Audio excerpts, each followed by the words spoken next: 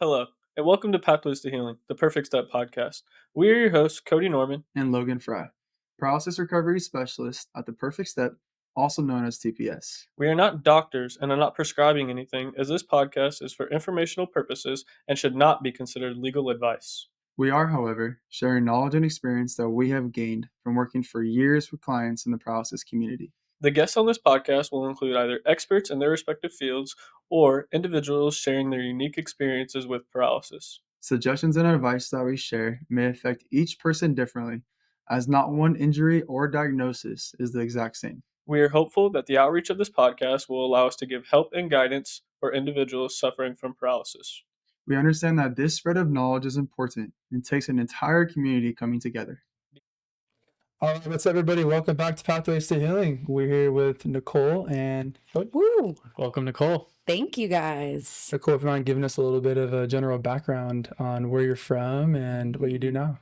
Okay, well, I'm Nicole and I'm from Ontario, California. Fun fact, went to the same high school as Logan here. Like I said, go Titans. And I've worked here for 8.5 years. I'm currently the client liaison, lead educator, and we'll kind of dive more into how that role has evolved as we've kind of evolved as a company as well. But yeah, that is I. Thank you for having me. Yeah, absolutely. How did you find out about the Perfect Step? And was there a story, a little bit of a background of how you got into it and how you found out about the whole population? I would like to say like my story is one of a kind, but listening to podcasts, I think a lot of us have had the same journey here. But sports, loved PT. I needed PT and I fell in love with like the PT aspect. And I went to school. They told me, oh, you need a doctorate. And I was like, well, I don't really want to be a doctor. Like that wasn't my life goal.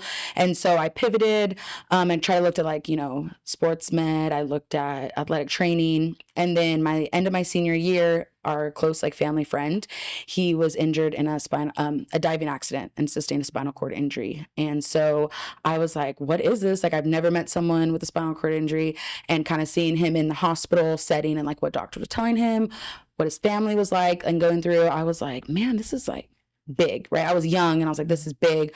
And so I remember that through college. And when I came home one summer, I visited him to go to this place called Project Walk.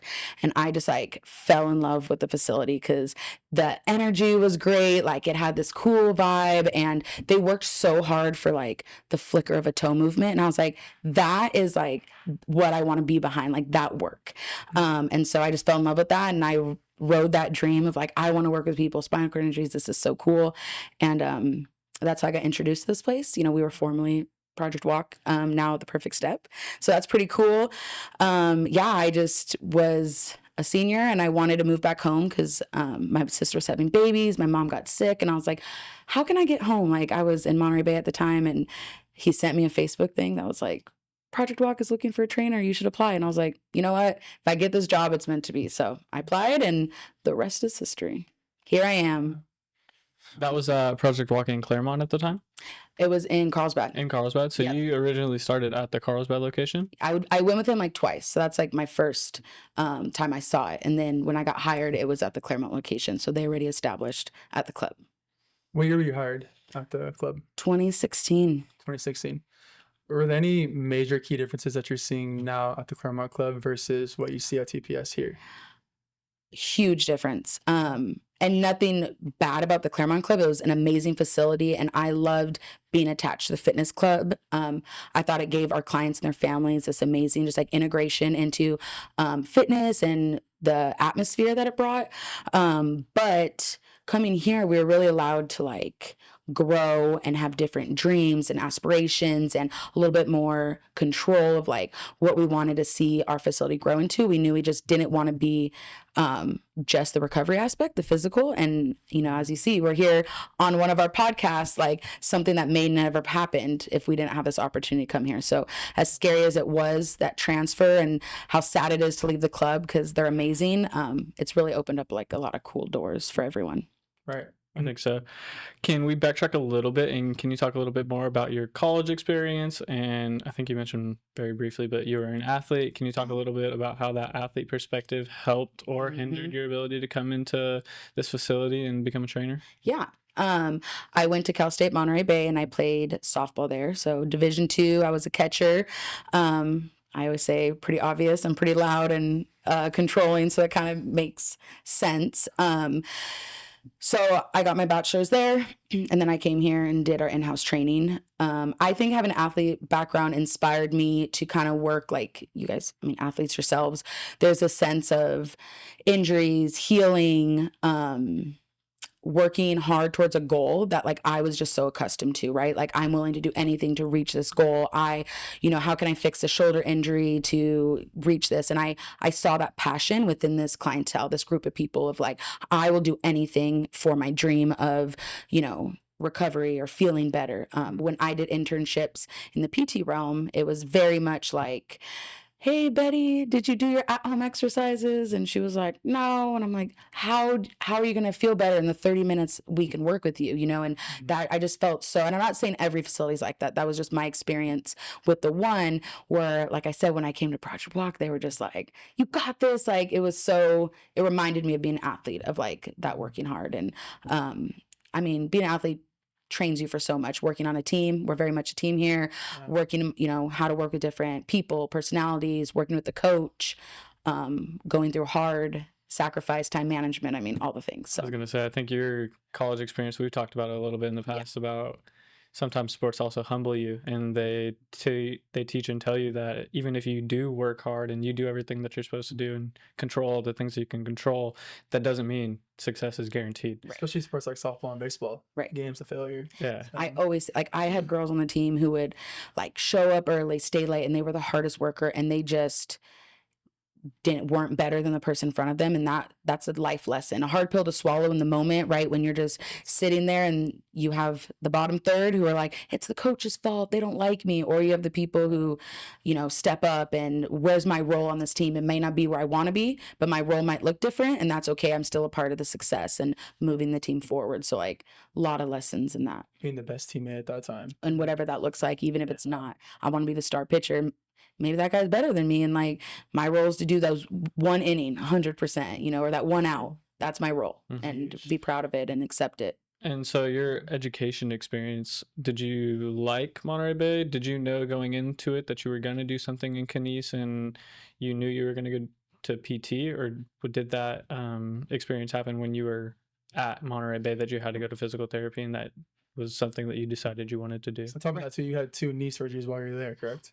High school, I had knee surgeries. That's where I got PT and was like, oh, this is cool. Like, I loved it. I went to such a great place and had a good experience. And I was like, this is kind of working with the body.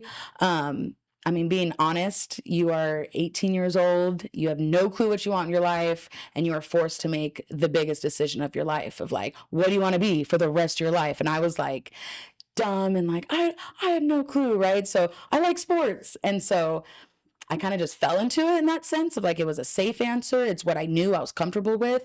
And luckily I fell in love with it over time and it evolved. And so it wasn't always just, it started as PT and then you dibble dabble like, is this what I want? Even after college, I've reconsidered like, do I want to be a teacher? Do I want to be a nurse? I've taken classes and so many things because you don't know. And I don't think you have to know, and you don't have to stick to that decision. And I'm a testament of like, just evolving as life goes and all those things. I don't think any of us went to college thinking, oh, I'm going to be a paralysis recovery specialist at a private clinic. Everything put together at that time. And it's okay. And kind of off topic, I saw this like stat and it was talking about choosing your college experience, and that's technically the 3rd largest financial decision that you'll make in your lifetime, behind choosing a spouse and buying a home. They kind of connected choosing your college experience with your career path, but it's crazy to think that, coming out of high school, you're making the biggest 3rd largest decision that you'll ever make when it comes to your financial well-being. So, and you're just, what life experience do you have to base that off of? Like, what was your high school situation like? Did you intern? Did you talk to people? Like, sometimes you're just trying to, especially as an athlete, I had one thing on my mind. I mean, boys a little bit more than me, where it's like, I want to make the big leagues. Like, that's probably like all in your mind. And that you're not thinking, what's going to pay the bills? What can I provide my family? So it evolved. It evolved with every experience. Like I said, I loved one of our athletic trainers. I was like, ooh, this is cool. I like sports. And then I realized not for me, like the pay and the time. I know other people have touched on that. So luckily it kind of just like, doors opened and you take chances and you kind of look like, how did I get here? I'm happy I'm here, but if you would have taken me back and been like, I would have chose this path. I don't know. I just fell into it with every life experience, and so grateful and happy I did. And what an amazing career. Well, we're happy too that you're here. Thanks. And are there any turning points in particular that you can look back on? Like any specific memories that you look back on your experiences that you're like, this is really what motivated me to want to be a paralysis recovery specialist, other than obviously your friend Cody. Yeah. So, So I kind of knew what kind of, as I was like going through college. Sorry, I talked my hands. Is that okay, everyone? sorry. Okay. Yeah. It's so weird to keep them down. As I was like going through college, I realized like I don't know what I want to do, but I kind of knew the parameters. And like one of them was I wanted to work with people. Like I loved people and I loved talking to them. And one thing I loved was like I called it like bringing them sunshine. Like I just wanted to make people happy. So I was like, okay, what kind of jobs fit that niche? And then my friend got injured and it kind of like that happened. My mom was diagnosed with cancer and like I went with her to like some oncology appointments and I was like seeing how every nurse she encountered kind of changed her experience with like chemo and stuff. And it's like, wow, like one person and their mood like affects so much of my mom's experience with something in her life, you know, and how heavy that is of like this nurse was going through a hard time in her life and she was in a bad mood. Like my mom had a bad experience or vice versa. So I just was like, that is powerful. And I want to take that and work with people and like be the positive and like change their experience. And so with Cody, who got the spinal cord injury, shout out if you're watching, Cody, who motivated me or like showed me this world. I was like, man, I could like just be there and like help someone recover, but not just the physical part, which is not my only favorite part. Is like the other part, just like talking with them and opening up to them and letting them have a space to just be themselves and make them feel quote unquote like normal and in a world that doesn't allow them to feel normal. I just like when they hang out with me, I want them to feel like we could talk about anything, and that is what kind of a big motivation. So kind of fit those things I wanted in a career. I love it. Like the creation of like a culture, like a very open culture. Yeah. That's something that you do very, very well. And I Thank think you. a lot of us learn that from you and try to create that same culture and try to provide that with our sessions as well. Thank you. Speaking of like transitioning and talking about helping in other ways, at what point in your career path did you know that you didn't want to only do the training, but you also wanted to be a part of the community relation and help educate the up and coming specialists? I think like a couple things that like what motivated me or what like opened my eyes was I knew I loved that part more than the physical part, right? So like I love seeing their physical recovery and like all these changes. Amazing. I'm not saying I don't love it, but I loved when I was like, man, this session was so cool. Like we talked about all these things and they opened up or they cried to me and like that lit my soul on fire of like they felt so safe to cry to me, you know? So then I was like, okay, how can I help? Well, reverse. The more they opened up to me, the more I realized it's not just the physical part where like people need help or this world needs education or like they need assistance through this injury. It's not just the client, it's their family. Like I just saw it as this thing that kept getting bigger. And it's like, I felt like I was just focusing on the physical part when I wanted to focus on more. So as this company grew and we expanded and we thought like how else this opportunity arose of like, hey, we need someone to kind of spearhead this initiative of like helping people outside. And I was like, that's kind of up my alley of like what I want to do. On top of I decided a long time ago that this is my long-term career option, that I love TPS. I'm going to ride this into the sunset. And so what does that look like for me when I'm 50 years old, when I'm 60 years old, right? Shout out Jason. And I call him the anomaly. Like the guy is the fitness master and at least, right? Shout out the GOAT. But I just was like, can I do that when I'm older? The physical part, we know how physical it is, not just the lifting on the all the things. So I was like, I want to see where else I fit into this company that I love so much and like what else can I offer? Yeah. So that's kind of like the motivation behind that. And I'm so glad that you're here and you do, because my perspective, and I'm sure Logan has a similar one to mine, we have had sessions where people, they break down and cry, and to hear that for you that was so exciting and you felt good about it, like to me it's like, oh God, what did I do wrong? Right. I think that's just I don't want to say the guy perspective, but it's Right. oh no, what did I do? Like how do I fix this? I don't like I don't Right, know what across to the do. boundary, Yeah, like so it's great that there are people in the same, building field, whatever you want to call Yeah. it, that they can understand that no, that can be a positive aspect of healing, and they could need that.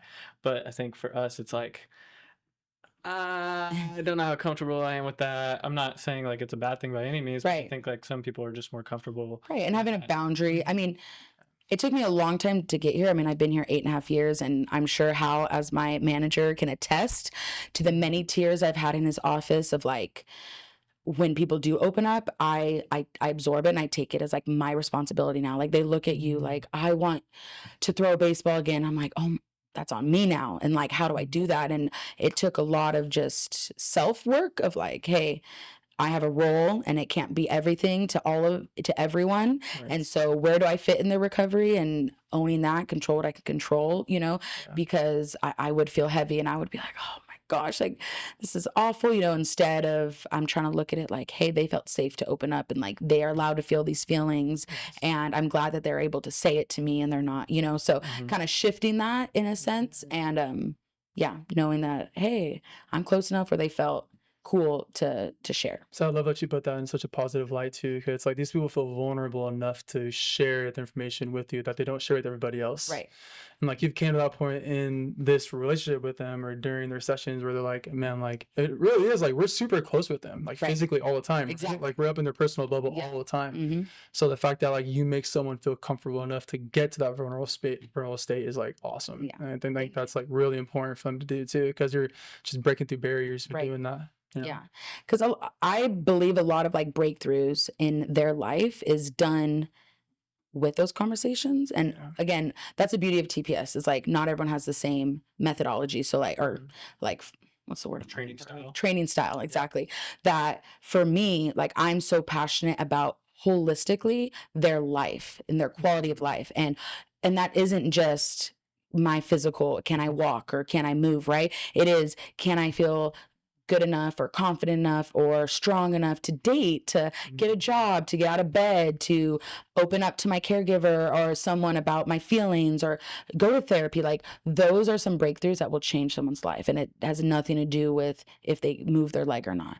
Yes. Those parts are important. I'll never say like, I'm not ever trying to insinuate those aren't, but I just was like, hey, if you are feeling good enough or like we've talked enough where you're like, I'm going to ask that girl on a date or something. It's like, that's life. Like we have to, this is where my passion comes from. Like we have to find life within the recovery journey. And I've seen people in my history of like, I will wait to do that when I recover. I'll get a job when I recover. I'll date when I recover. And it's like, we got to live in that recovery. Like, how do we, it's okay to do both. It's okay to work your butt off every day for your goals, but also be like, I need hand controls to drive. And that's okay because I want the independence to drive. Where some people might be like, I don't want, hand controls or the change. I want to be able to drive like I used to. So living within the recovery journey, I'm passionate about, and I want to motivate people to do that.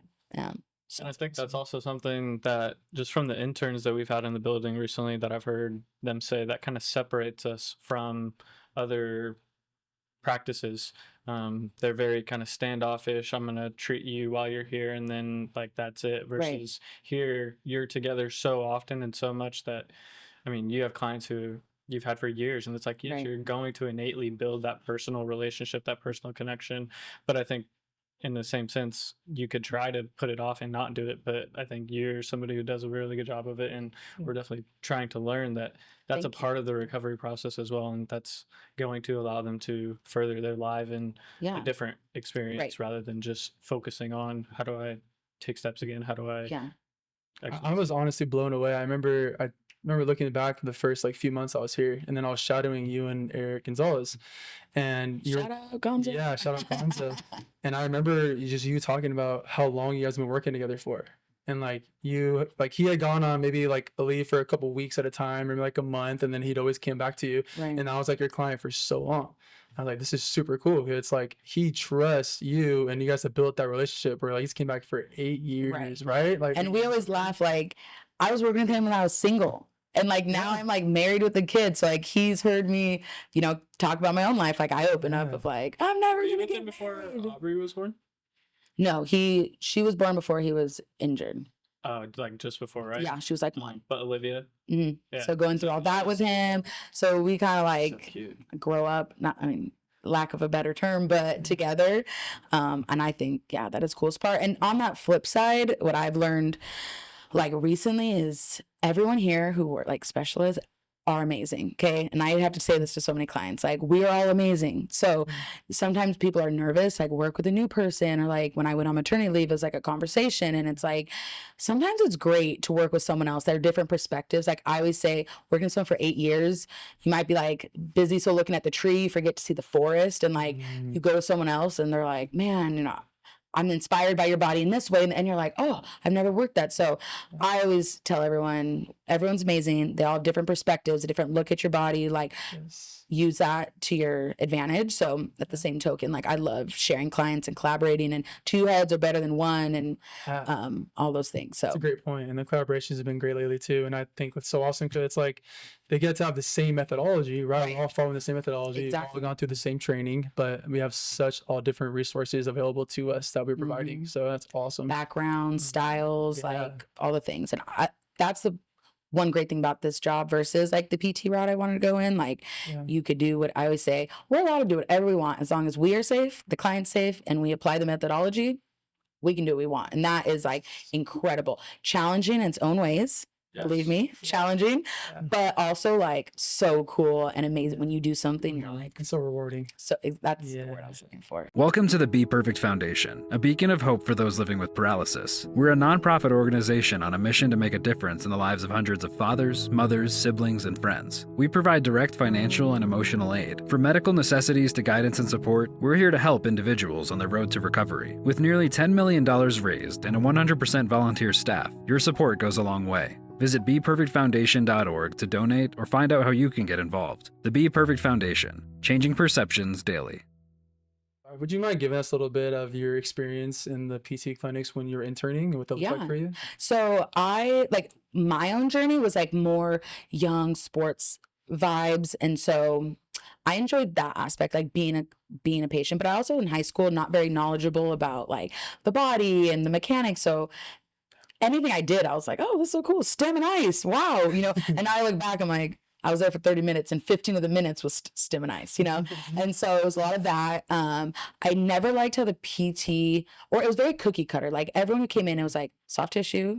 Then they did their worksheets and it involved like, you have a shoulder injury, they pull it off the little thing and they're like, do internal external rotations, and everyone did the same thing, you know? And like it was this cookie cutter approach of like soft tissue, pull it from here, do that, and it wasn't individualized.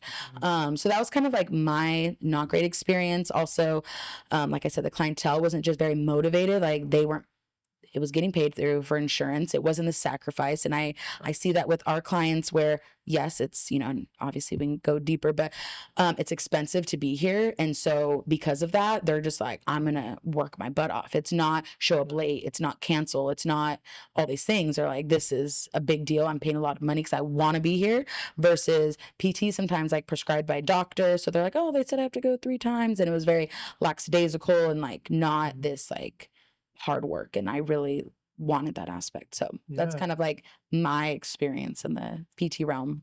I think, just to play devil's advocate, I think the caveat is that was probably a PT clinic where it was like sports injuries versus going into like a neurological recovery. Yeah. I'm not sure if the recovery, I've never been, like I did a little bit of neuro, but it wasn't SCI focused. It was more stroke. But I do think that it's a little bit more individualized, because I think when you get into the neurological realm, every single injury is different versus like a labrum tear, whether it's, I'm not sure like the grading scale, but scale 1 to 4. Like Cody was saying, I do think there's like a good place for PT in like SCI world, like especially that acute setting. And we always talk about like where TPS sits on the continuum of care, and like that acute in hospital PT is like so necessary for our clients to kind of learn that like OT PT world of like how to do things again, and their blood pressure, like so much change is happening that we are just like that next step on that continuum of care. And I think in this field, like, you know, we just talked about like my experience where I was, it's a little bit different with the SCI, and how, like I said, there's so much change in just their life, and like they learn so much at that acute PT setting that we're just that next step on to help the Yeah, I think if all of us would have initially done our PT rotation in maybe a neuro center or Right. something that isn't as, I don't want to use the word mundane, but structured, Yeah. where we can have the creativity that we get to have now, like we might have had a little different bit. opinions. Yeah, exactly. But speaking of going back into the hospital setting in that acute care, yeah, like we understand that the PT is very necessary and they're going to get a lot out of it, but eventually that's going to run out. Right. You're not going to go to PT for the next 5 to 10 years after a spinal cord injury. Eventually, insurance is going to stop covering it, and you're going to be out in the quote unquote real world again. And what do you do? Where do you go? How do you continue your recovery process? And so, like, that's where I think we fit in. Yeah. Especially, like, I mean, insurance is, we could talk about insurance forever and like the coverage. And I always say, we tell the population all the time, like, exercise is medicine, get your 10,000 steps in, like, don't have a sedentary job. Like, this is spoken to the public. But then our clients, once that insurance runs out, they're like, sit down in this chair for the rest of your life, go. And it's like, where do they go? What do they do? What do you mean? Like, what about my heart? What about my secondary complications? What about those things? Like my cholesterol, whatever it is, like, how come no one's worried about me when you talk about that? So I always think like we fit that narrative too, like insurance, hello, like what about our clients' livelihood and the things that you preach to the masses, like help our clients out. Like they can't stand or walk on their own. So like they need a place to help them.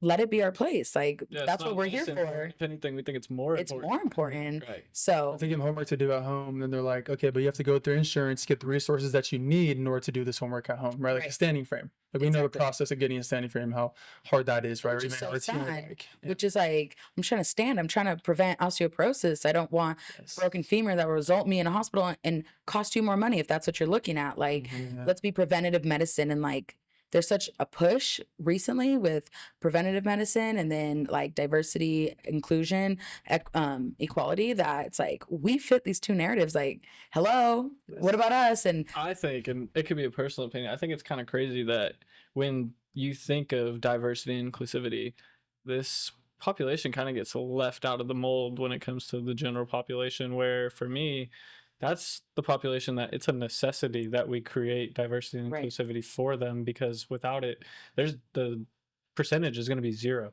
There's there's situations where for other parties it's going to be a lesser percentage if it's not addressed, but for this population it's just going to be zero. So I think that's the most, has the biggest necessity, which is crazy that it kind of gets forgotten or not, you know.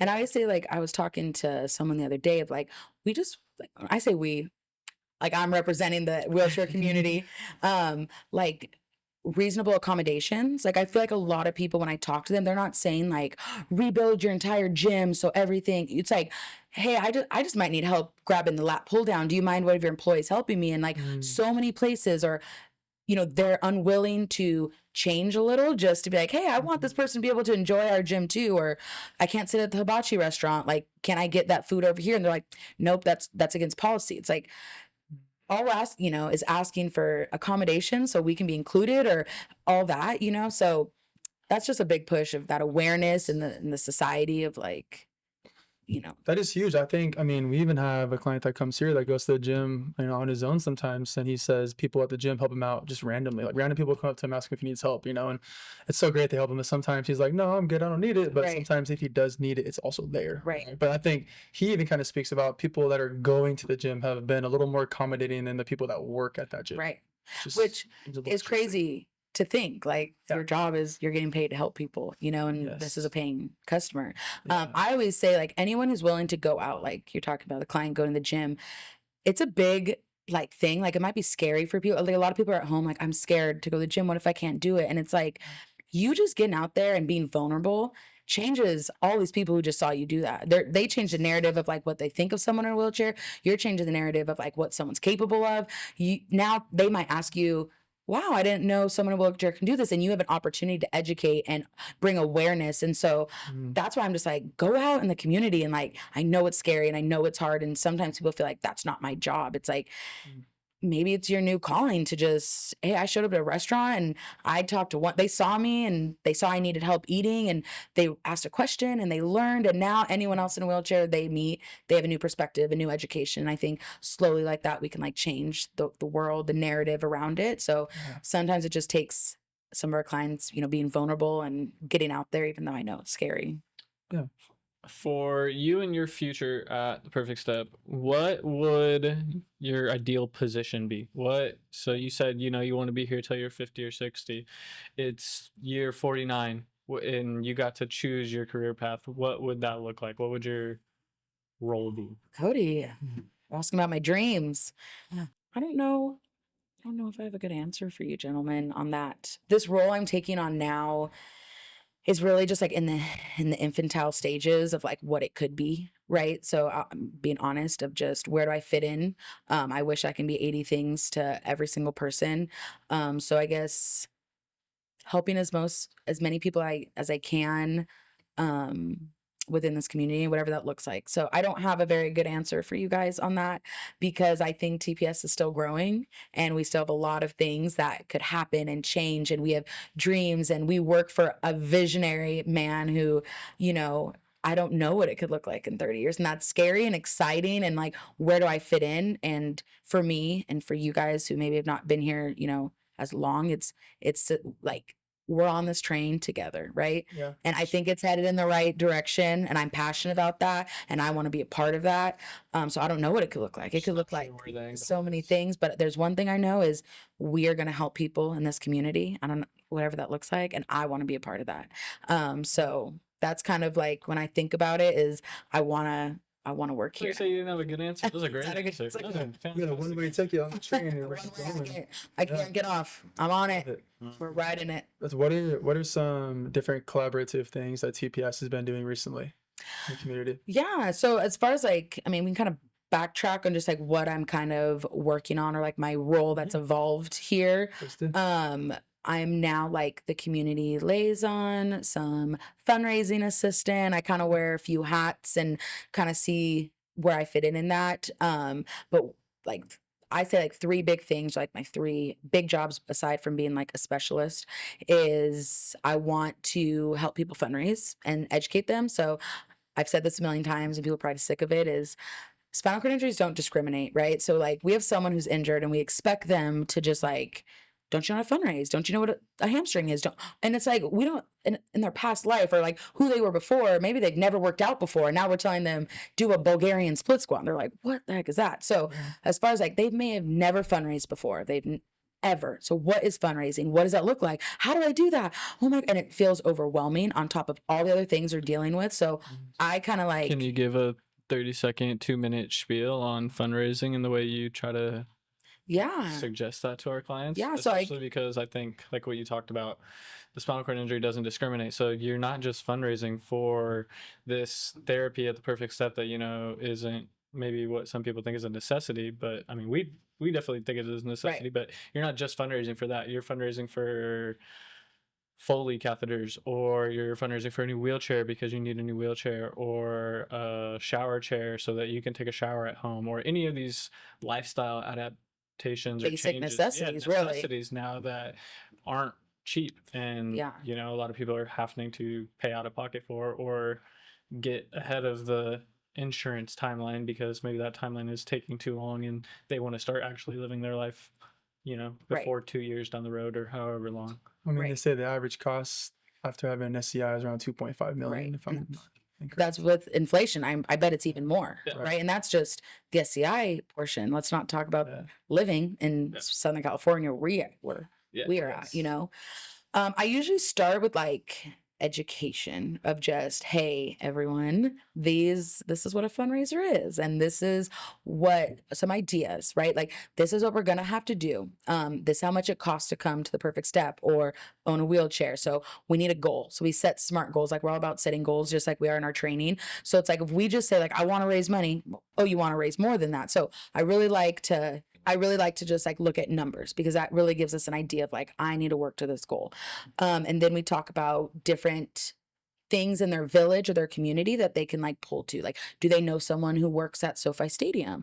Do they have someone who works at Best Buy? Does their mom have a big community of women who bowl, or like whatever it fills in? It's like, how can we help you in your situation, like with fundraising? Because sometimes we're just like, I want to do a golf tournament. It's like, I don't know a single person who golfs. It's like, well, it's not going to be successful. So tailor it, like personalized. So we have like a whole thing of like what we could do.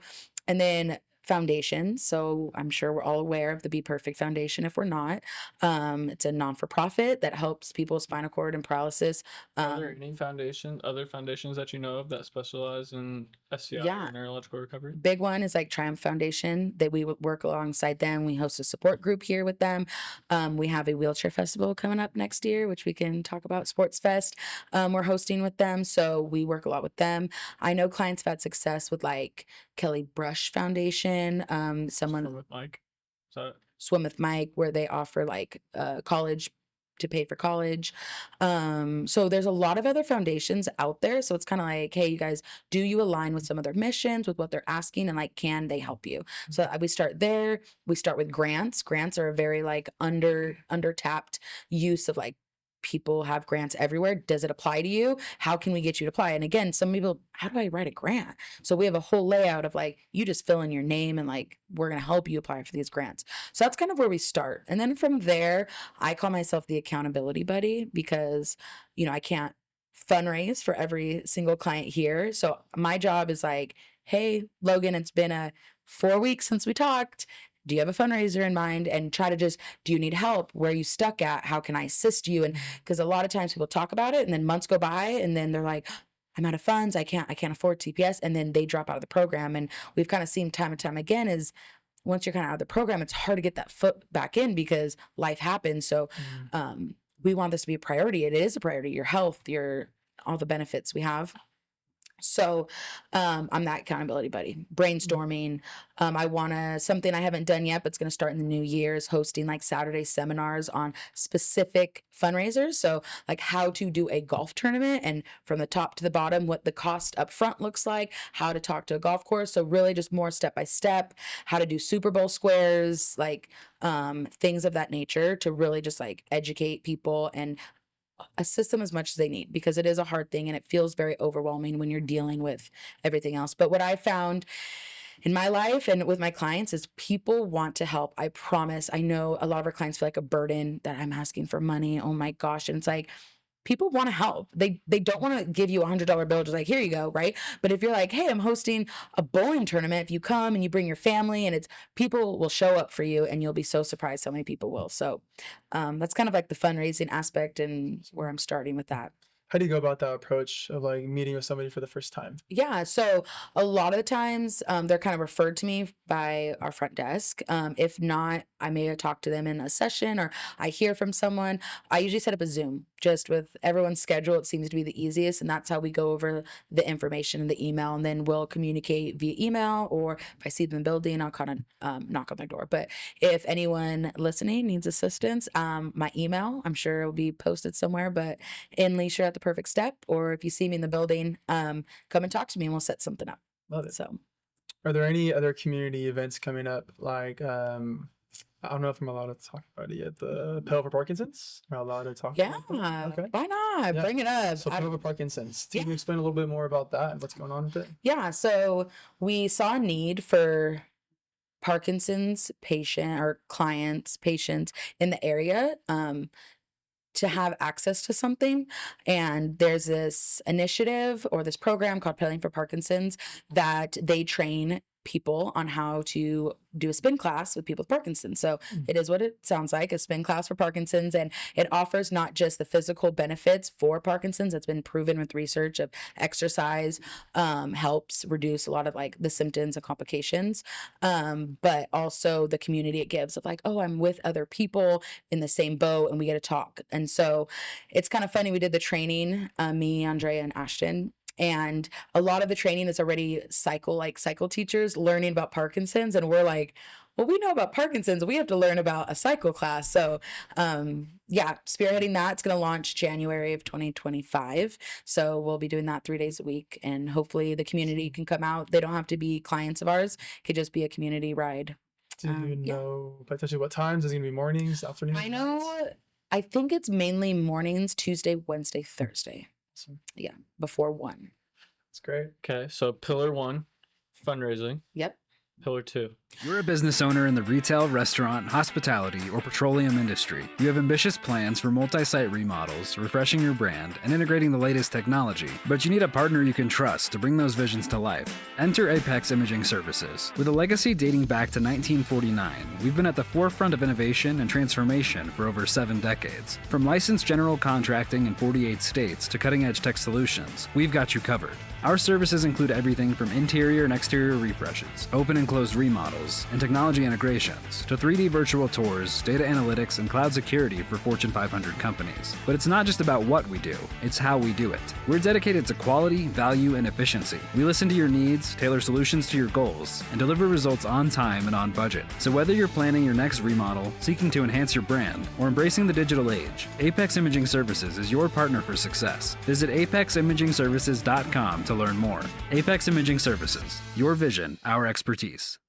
Is community, right? So I'm using that term, and I want to create a space at TPS where people have community and friendship and rapport with each other. I think that is like so necessary.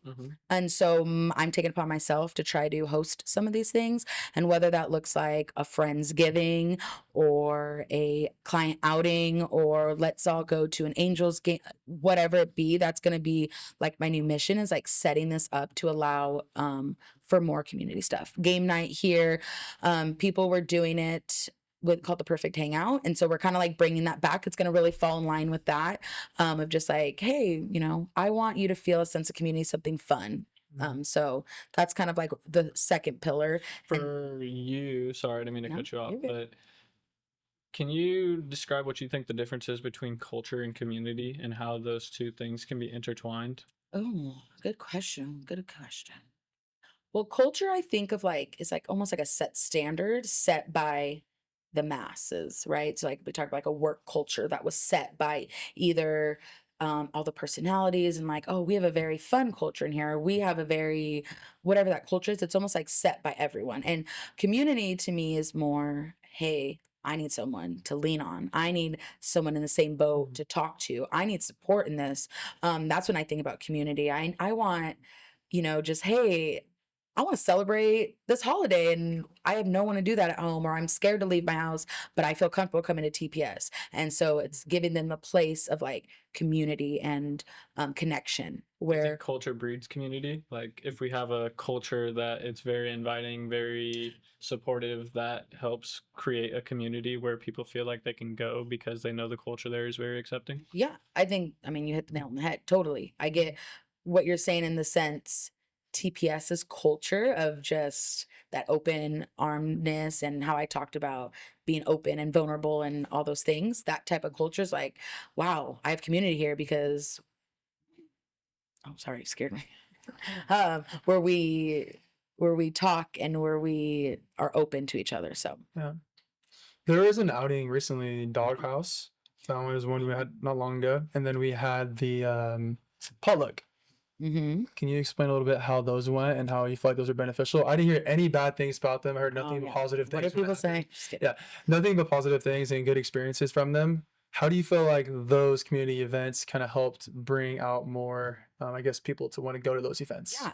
So sadly, Logan, those were very far long ago because my maternity leave was very long. So it was before that, which tells me we need to have one soon, right? Yeah. We had great feedback from the Doghouse one, mainly because people are like, I gotta see people outside of the building, or someone who comes on Tuesdays and I'm here on Thursdays, I never get to see them, and I just know them on Instagram and now I get to see them. So it almost allowed a space of people like low pressure, just like, hey, I'm coming to get dinner, and it's already set up. Like all I have to do is show up. So I love that. I heard great things That's from always that. the biggest feedback I get is, oh my God, you guys act so different when you're not inside the building. Yeah. Like, yeah, you're seeing us not in our profession. Like when we're in the building, we're essentially on the clock the whole time we're here. So it's like you have to have a certain amount of professionalism, and some of us try to be a little bit more looser with our Right. personality style, but you're not I don't think anybody's the same person they are at work versus when they're course. just out at a restaurant with friends, family, Exactly. etc. So No, I think it's so great too, because like I hear about a lot of clients saying, "Hey, like where's so and so? I haven't seen them in a few years, or Right. where's so and so? It's been a few months, or they used to come on Tuesdays, now they come on Fridays, so I never see them." Yeah. And we have like community events like this, and they see them, and they get to catch up, and I think it's just like such a wholesome Right. thing. And it's like some people are like, oh, I saw her, drive, or they act like that. I saw it on Instagram. Like, do you know how? And now when they see that person, they can be like, hey, I saw you driving, and they can ask those questions where maybe they're a little afraid to. So it kind of, like I said, it's like this open thing of like, oh, it's just casual. We're hanging, Yeah. with people, like-minded people struggling with the same thing, enjoying the same things. And then the potluck, not the biggest turnout. So that's always like my new passion this year is like, how do I get more people involved? And that's my problem, right? Like, how do I do it? What's going to motivate people? So we do a Friendsgiving coming up next month, and I hope to see everyone there. So we're like changing the time of it. So it's going to be later, like 4:30 in the afternoon. So not during lunch. So maybe more staff can come and really come together and see what we're grateful for. Yeah. We're also going to do a goal setting. It's going to be a Saturday event in January where we get to set goals for the new year. And here at the Perfect Step, we're big on goals, smart goals. So we're actually going to write down something we achieved in 2024, and we're going to write down what we want to achieve in 2025 and post it on the wall. Love it. And so we can always refer to it, and it kind of just helps us. Like, that's your goal, you set it, we're going to work towards that. So kind of like fun and inspiring community events like that. love that. Can you break down what a SMART goal is? You said it twice now. Oh gosh, pressure. Specific, right? Yep. Measurable, Yep. attainable, Yep.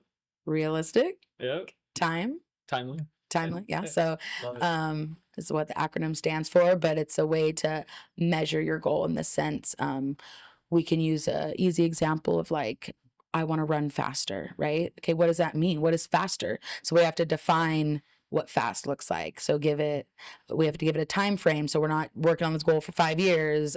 Is it attainable? Like, I'm not trying to run as fast as the Olympians. Like, I got to know. So things like that to make it, like I said, more measurable and specific. Love it. All right. So pillar 1, pillar 2. What is pillar 3?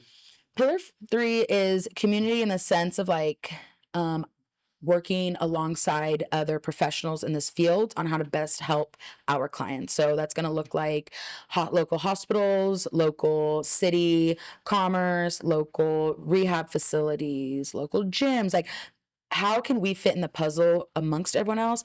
Do they know about us? Do they believe in what we do? How can I show them our facility and how passionate and incredible we are? And I'm not biased, right? Like, our clients can vouch for us in that sense. So a lot of doctors or PTs, they don't know about us, or if they do, they're unaware of maybe our education or our methodology, and they kind of think, I know other people have referred like, oh, they're just giving false hope. So it's almost like, I want to invite you into our facility. Like, I want to meet you face to face and just know that we are not trying to do what you do. We are, like I said before, the next step. And please come see it for yourself, right? Like, so meeting with physicians, can they refer to us? Can we talk to PTs? Can they refer to us? Can we talk to just get the word out in the community and whatever those professionals look like? So that's kind of getting to the city of Pomona, like with other small companies, it's maybe not SCI specific, but how do I get our word out in the community? And maybe the city of Pomona can change something about the ordinance or the new builds or making it more ADA friendly, just changing the narrative in that way. Super cool. So love all those things. I'm not sure if this is your area of expertise within the community engagement, but talking about helping our clients further their life in other aspects and getting back into the job field. Yeah, huge. What do you think is the best job market / education route for people in this population to go through? Yeah. And I'm speaking of experience, right? Just like talking to people. Everyone's different.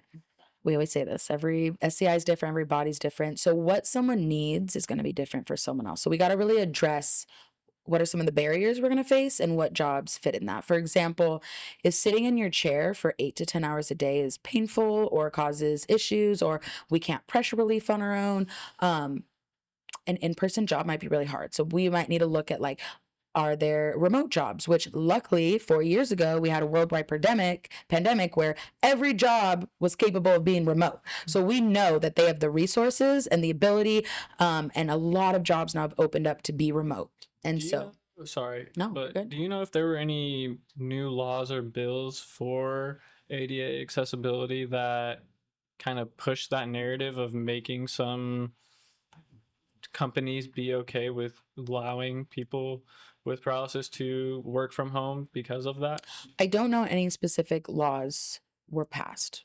So I don't know, but that would to me almost seem like a reasonable accommodation, right? Like I'm doing my job, I just have to do it at home. So it always goes back to advocation for our clients just need to advocate for themselves. And I know that seems scary to some people, but being open, like, hey, I had this job or I want this job, but I'm in a wheelchair and I need these accommodations, whether that looks like multiple doctor's appointments or bringing a standing frame into the office because they need a stand. I mean, whatever that looks like, being open and honest and kind of taking the bulls by the horns and not being afraid of rejection or failure. And you never know what people or companies are capable of. So It's a good question. I wonder like how many places were accommodating before COVID even happened. right. Yeah, Not many. At least from my experience, it was like, oh, we can't work remote. It'll never be possible. And all of a sudden, Everybody did everyone it. could afford a laptop and a microphone and people were doing it. So I'm And like, then now nobody's doing it again, but like you said, we know it's possible. We know Right. they have the resources to do it. So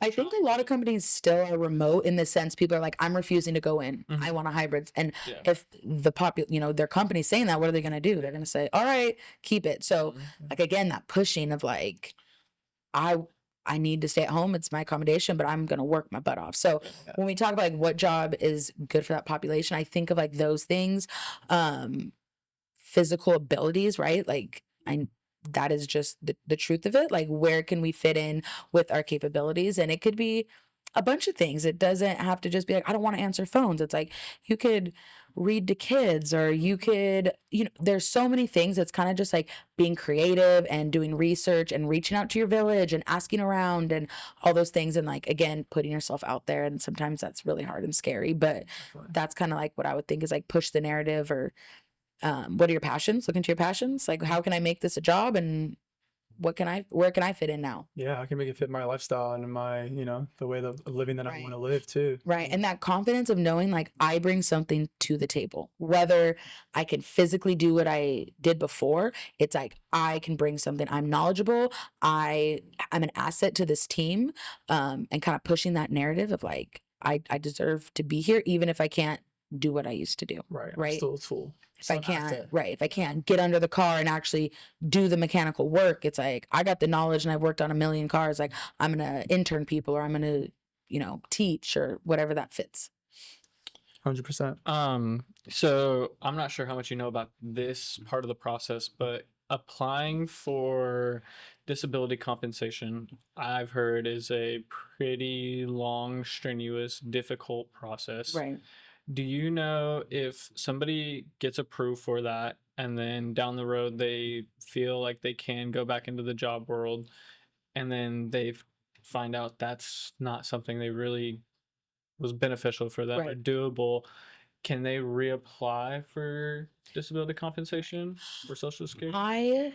I'm gonna give you my assumption with the knowledge that I know. So I don't know this for facts. We're gonna need to fact check this one. But how it kind of works, it's all through like the Social Security office, and also like if a loved one is getting paid, the HDSI, the caretaker. So like you have to apply for these things, prove that you need all these things. But it's almost like a threshold.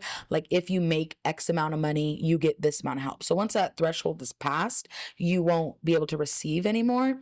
So my assumption is like, let's say you get a part-time job and I know the threshold's really low. I should start. Like I understand even a part-time job, it's like it blows that threshold out of the way. But if you stay under that threshold, you can still receive both.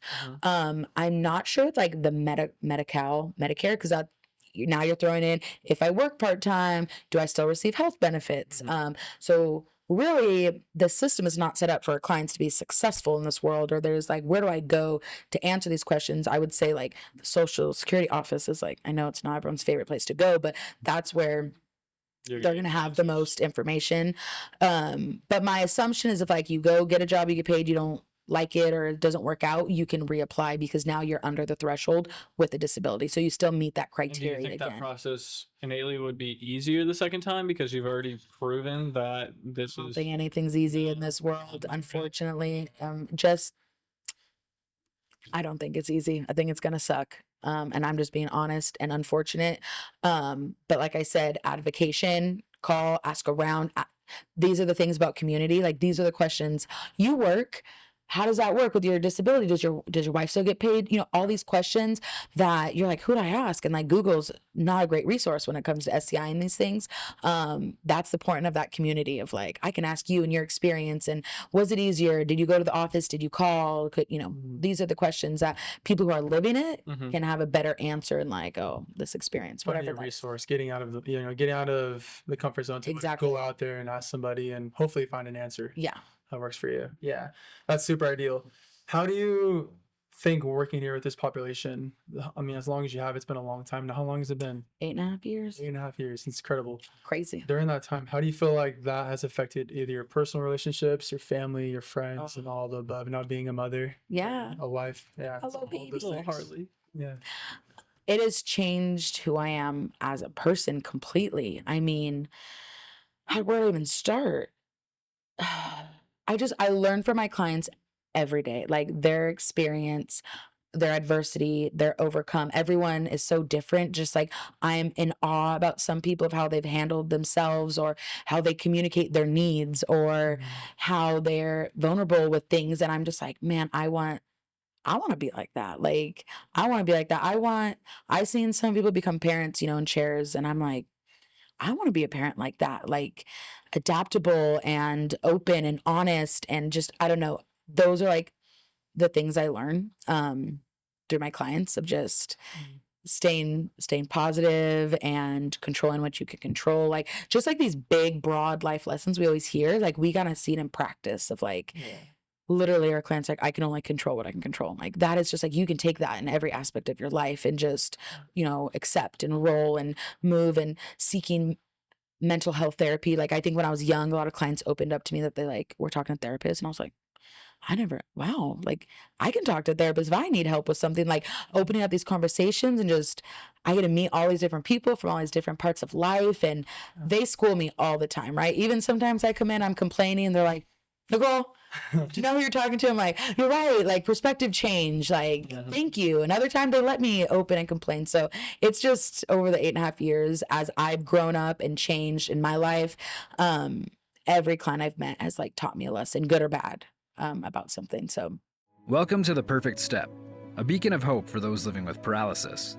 We're not just another recovery program, we're pioneers in exercise-based recovery, transforming lives every day. Our mission is clear, to provide an improved quality of life through intense exercise-based recovery, education, research, and development. We treat conditions such as spinal cord injury, stroke, Parkinson's, and more. What sets us apart? Our clients often experience an improved level of function, sometimes even below their entry level. Imagine the possibilities when exercise is medicine. We're wheelchair-free, focusing on load-bearing activities to enhance function, bone density, muscle mass, sensation, and circulation.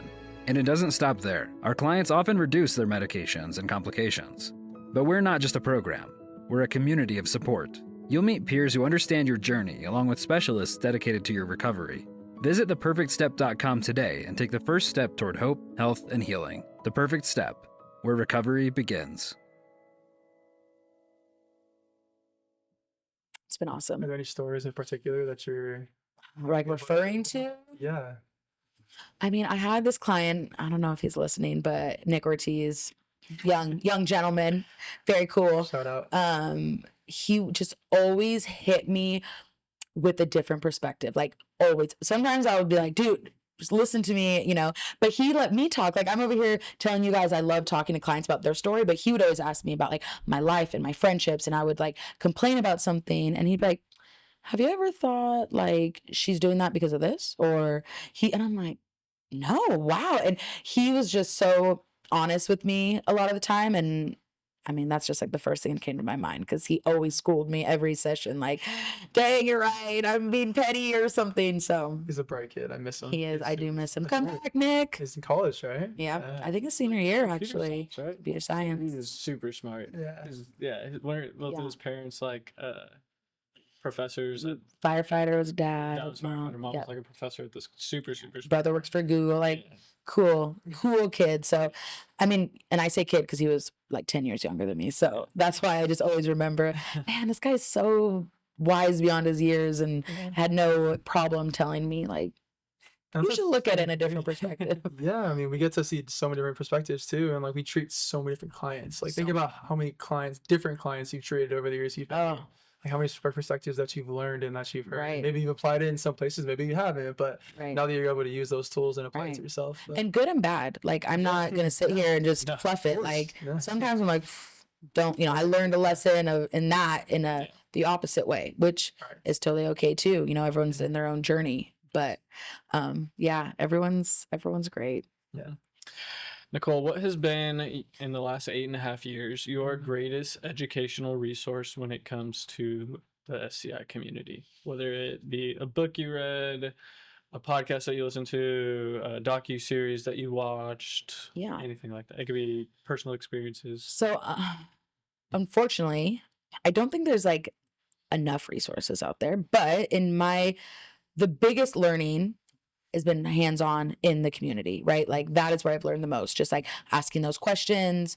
Is it okay if I open the door for you? Is it okay if I shake your hand even though you don't have hand dexterity? Like those are things when I got hired, I was like really nervous about. Like, how do I shake someone's hand, And I was scared to ask, where now just you kind of learn and like being in everyone's different. I'm not afraid to ask questions. And so just diving in has taught me the most. But as far as other educational things, I think like there was a Red Bull documentary. I wrote down the name and I forgot, but it was like on HBO and he was injured. I think Jenna Hardy talked about it. Yeah. Uh, Are you one of us? Any one of us? Any one of us. I'm pretty sure that's what it's called. And I love that because it was like one of the realest docu-series because I was already working here where like there was even a part where he timed how long it took him to calf, which again, an aspect of SCI no one tells you about. Like if you don't know about SCI, like I remember the first time I was telling my husband, was my boyfriend at the time, like about SCI, he was like, they can't pee and go to the bathroom on their own. And I was like, no, you don't think about that. Like a lot of the masses just think you do everything the same except for you use a wheelchair instead of walking. And it's like, have you heard of spasms? Have you heard of AD? Have you heard of secondary complication? I mean, the list goes on, right? That we know of. So this documentary, when it like showed that like it took like 8 minutes to cath, and I was like, this is honest. This is real. Like this is, if people watch this, they're like, oh my gosh, it's not just in a wheelchair instead of walking. So I love that. The movie with Kevin Hart, The Upside. I thought that was like a great depiction of a good like caregiver client relationship and what spasms could look like and pain and all those things. Like I just think it was a good depiction. Even though I would like challenge Hollywood to cast more people with actual SCIs. That's like right, talking about inclusion. We have people out there in wheelchairs who are acting like we should hire them instead of putting able-bodied in a wheelchair. It would be really cool to see. Yeah. The Red Bull documentary is called Any One of Us. You were right. Ooh. It's about a mountain biker. Paul Yep, Paul. Bazagadias? Bazagadia? I'm so sorry. Good as mine. I really don't think you'll ever watch this, but Paul. Sorry, Paul. I'm very, very sorry that Paul B. butchered your name. Yes, Paul B. Paul B. Uh-huh. Okay, interesting. But Yeah. So check that out. yes. It was a really cool one. This podcast, obviously newer, but so many good resources. Like what I love about it, it's not just clients, but it's people who've worked with clients, like having Christy on and like the caregiver aspect. I thought, wow, brilliant. Like let's ask her experience and what she's learned. Again, that was because I think me and him noticed there's not too many resources out there that are real when it gets down to the nitty gritty of talking about this community and the entire lifestyle change. Because like I think all of us, like you said, like you think, oh, you had a SCI, so you just, everything's the same. You just use a wheelchair instead of walk. But it's like, no, like the entire lifestyle of not only you. I think we've learned from this podcast, your entire family community, everybody around you. When you go through an injury like that or an accident like that, everybody's life is going to change. It doesn't just happen to that person, it happens to the entire family. Right. And Absolutely. I think I've heard so many people with bachelor's in kinesiology that went to school for 4 years and didn't learn one thing not about one. catheterization or autonomic dysreflexia or, all of Right. those things. Or even just like paralysis. Like I've heard so many times, if someone has any movement in their arms, they're like, oh, they're paralyzed from the waist down. It's like, no, they're a quad. Nope, They just have some movement, right? Like, so even just that categorization, when we say from the waist down, we're just assuming like, oh, we can bend and do crunches. And it's like, And I think, even people with arm strength don't have abs. They can't sit without No, I being think assisted. Right. just understanding that it's not just the general population, like it's some of the medical field as well. Right. Like True. I have clients who go to their doctor, and I have one, we share one, and she's a quad, and she went in and she like moved her arm, and the dude's like, oh, you're a para. And she's like, no, I'm a quadriplegic. And the doctor's like, no, you moved your arm, you're a paraplegic. Right. And it's like, you that It's sad. I've heard story after story. I mean, that we can dive in of just they're going in to give X-rays, and the person's like, "Okay, get on the table." They're like, "I'm literally in a wheelchair. Like, how do you want me to get on the table?" Or the verbiage some doctors like, oh, can you use. stop your leg from shaking? No, Right. actually I can't. But Are you gonna get on the table? Well, I can't. Can you help me? Well, we can. That's policy, and it's like, Right. then no. and it's stuff like that. Again, you don't expect that in the medical field. It's like, I'm here for help, and you're not even knowledgeable of like the basic things. So, a lot of our clients like hit that challenge of, I'm this person's never met someone with SCI, and I'm at a urologist appointments. Like, I'm different than the other patients you see, and like, how can you treat me specifically? So, Specifically, exactly. As an so individual. yeah, the podcast has been a great resource, and yeah, those would probably be like the big things I can think of. It's great. Well, thank you very much. We're very grateful. Yeah, we're grateful to have, another listener. Yeah, and more. and just the opportunity to do it. It's been so cool. I Yeah. think we get to, a lot of it isn't us as much talking as it is just listening and hearing different perspectives and stories. And How much we've learned. yeah, just by learning doing so this. much. Not even not what only- 20 episodes. Right. In. Yeah. We're still learning That's every cool. day. That's Yeah. cool too. Like you guys are learning. Yeah, for Yeah. sure. That's I think the biggest part of it for us. Like, some of it's very conversational, but some of it we ask 3 or 4 questions, and the rest of the hour is just us Yeah. listening, and it's Yeah. so cool. Right. What is one simple tip that you would give people who just entered the paralysis community? Like as a client, like they're just Yeah. injured. Yep. So I'll take this back. It's not a simple tip. Here I am going into a deep story. But when my friend was injured, right, I got to see that inpatient care and how tough that is to watch your loved one go through that, and the things the doctors were saying. And I just felt like, they would say things like, you'll never feed yourself again. And you got sent home in a neck brace and like a hospital chair, right? And like propped up on pillows. And it seemed like, oh my, this is your life. Like it was so sad. And then fast forward, when I was like going, I met like Hal, and I was like, this guy's driving and he works, and he, as a quad, that's incredible. And then I started seeing other people like, you can transfer, you can drive, or you could push your own chair, you can feed yourself, like all these things that like when you were at that like acute hospital setting, never thought possible. Like you were just like, no, this is my life. So I guess like my simple tip is like have hope in a sense. How do I say this? Like it's going to be so much more than you can even dream of. And I know it's so hard at the beginning. I empathize like that. It's so hard at the beginning of your life changed, and there's so many what ifs. But I promise your life can like still be amazing and great and impactful and fulfilling. And you might not see that now at the beginning, and you might not see that for a while, and that's okay. And that's why we're all here. But from my experience in the 8.5 years and the people I've met, they're incredible, and they live incredible lives, and they are incredible people, and they are fulfilled and happy, and all the things you thought you wouldn't be able to do, like it's going to be okay in a sense. I would say there's one thing, every single case, diagnosis, injury is different, but one thing that is definitely the same amongst everybody is when they put in the effort, you see progress and fulfillment throughout their life. And I think in a society or population where everything is so different and everything is so individualistic, that is definitely one thing that is not case specific. Every single person does get fulfillment, joy, happiness when they put in a little bit of effort. We're Right. not talking just physically. No. That's every No, aspect. everything. And I mean, I know we're going to kind of tie it in a sense of like redefining your life. And that's what I kind of talk about. I'm going to bring it back. So my next question, Nicole. Around TPS, we're good. We're focusing on how people are reinventing themselves. Right. Can you talk about how you or you have seen somebody reinvent your life? Yeah. So, that's what I mean when it can still be fulfilling. Like it might look different. So when we say reinvent, that's what it means. It might look different. As someone who kind of just went through postpartum and like had a baby, I think about the mom I wanted to be and what that looked like before having a baby. And then you have a baby and it changes and all this stuff. And so we say like redefine for our clients. It's like, okay, if you had a kid, you had these dreams of what that parenting would look like. And now sometimes people feel like, oh, I can't play catch with my kid. And it's like, you got to redefine what a good parent looks like now. And maybe it's not the physical part. There's parents out there who can throw with their, play catch, and they never do. So what does a good parent look like to you? Redefine that.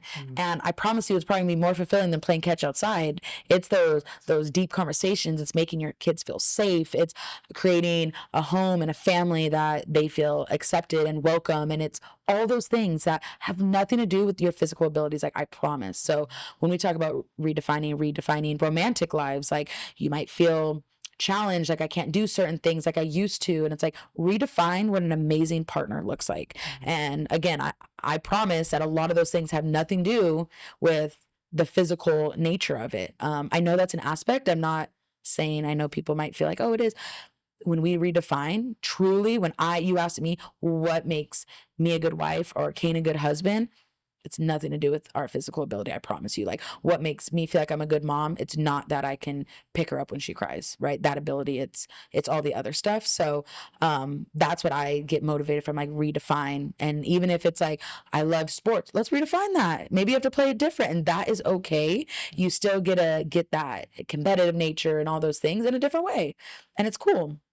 And it's awesome. And it's okay that it's different. It changed. And again, different direction. So That's a beautiful kinda- closing statement. yeah. Yeah, and thank you so much for being on today, for being part of the podcast and sharing your expertise and your knowledge. And thanks for everything that you do for our clients and for the building and for all of us that work at community. TPS. Thank you. Yeah, and community as a whole, especially too. I'm trying. We're just getting this started, right? Like I'm revving the engine. I can't wait to hopefully come back in like a year and be like, look at all this cool stuff we did in this year. So In a year, and then when you're also 50. right. Exactly. You guys will be what, like 25, still young. No, Thank you seriously, guys. Thank you, Nicole, Absolutely. for coming on. We Appreciate appreciate you. it. Yeah. Thank you. Thank you so much for joining us on today's episode of Pathways to Healing, the Perfect Step podcast. We hope you enjoyed the conversation as much as we did. If you found today's episode to be valuable, please remember to like, comment, subscribe, share, and feel free to leave a review by clicking the link in the description below. If you have any suggestions, feedback, or topics you'd like for us to cover in upcoming episodes, you can go to our website under the tab Pathways to Healing and fill out the form. We'll be back in a couple of weeks with another engaging conversation giving insight into the paralysis community. Until then, keep inspiring, stay resilient, and roll on. These are your hosts, Cody Norman And Logan Frye. signing off.